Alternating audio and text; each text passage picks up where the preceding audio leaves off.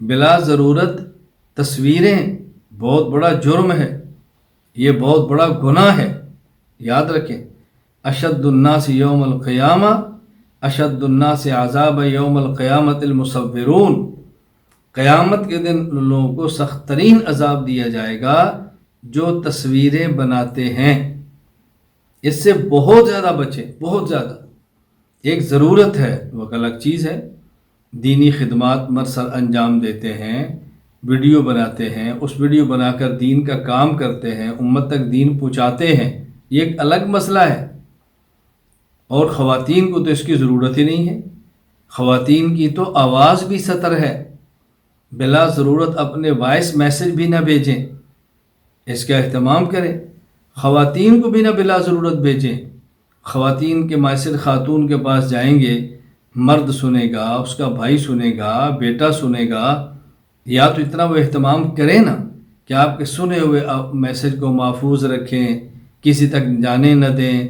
کسی کے پردے کا مسئلہ ہے، کسی کی ذاتی ضرورت ہے، کسی نے کو اپنی کمزوری کا بیان کیا ہے، تو یہ باتوں کا خیال کریں۔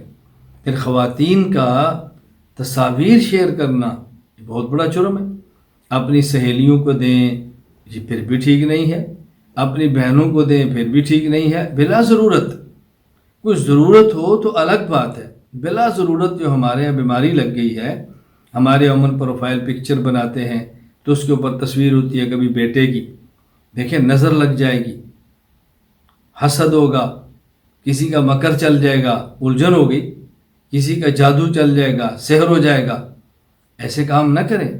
اللہ پاک اولاد کو صحت عطا فرمائے، اللہ تعالیٰ عافیت عطا فرمائے۔ بلا ضرورت اپنے بیٹوں کی تصویریں بغیر مانگے کسی کو دینا، ایسے ہی بھیجتے رہنا، ان سے بہت زیادہ خیال کریں۔ یہ بظاہر چھوٹی چھوٹی باتیں ہیں، لیکن مستقبل میں جا کر یہی باتیں بہت بڑی ہو جاتی ہیں۔ ہم نے اپنے گھروں کا ماحول ٹھیک کرنا ہے، اپنے معاشرے کا ماحول ٹھیک کرنا ہے، اپنے آپ کو بنانا اور سنوارنا ہے۔ عمل کی نیت کریں۔